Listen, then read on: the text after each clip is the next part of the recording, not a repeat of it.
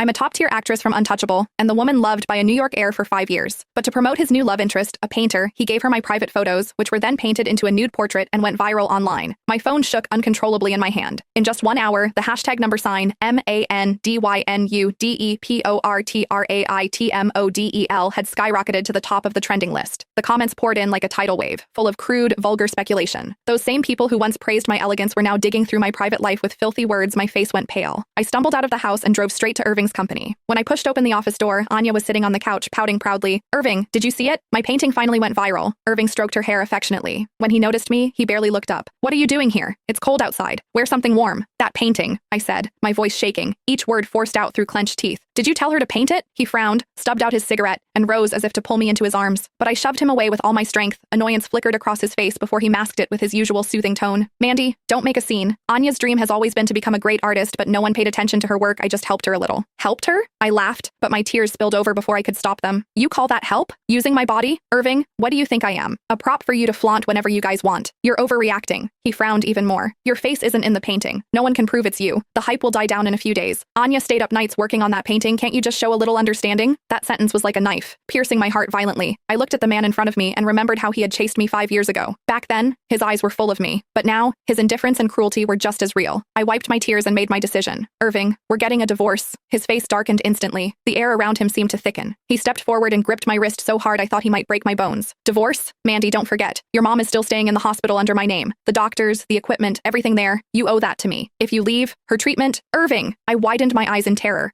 unable to believe he would threaten me with my mom. Her heart condition had always been my weakness. For years, I had relied entirely on his resources for her treatment. I never imagined that dependence would become the very chain he would use to control me. His grip tightened. His gaze was dark and obsessive. "Behave, Mandy. Don't push me." A cold dread washed over me. I felt myself falling into a bottomless pit, realizing that no matter how I struggled, I was already trapped in his web. At that moment of my despair, my phone vibrated violently. "Ma'am, something's wrong. Your mother just had a heart attack. She's in critical condition." My mind went blank. "I'm coming. Tell the doctors to save her. Do whatever it takes." Irving frowned and started to follow me out. Just as he was about to tell the driver to prepare the car, Anya collapsed into his arms, crying, "Irving, I feel dizzy. It must be the after effects from the car accident." He immediately scooped her up. "Get a doctor. I'm taking Anya to the hospital." When I arrived alone at my mom's hospital room, a nurse shook her head apologetically. "I'm sorry, ma'am. All the doctors were called away by Sir Irving to attend to Ma'am Anya. Your mother missed the critical treatment window." My knees buckled. I fell to the floor, staring blankly toward the doorway. There, Irving was helping Anya out of a room, murmuring, "Good thing it was just low blood sugar." Not a single trace of concern for my mother showed on his face, only care and tenderness for his other woman. At that moment, I swore. The last spark of love I had for him died completely.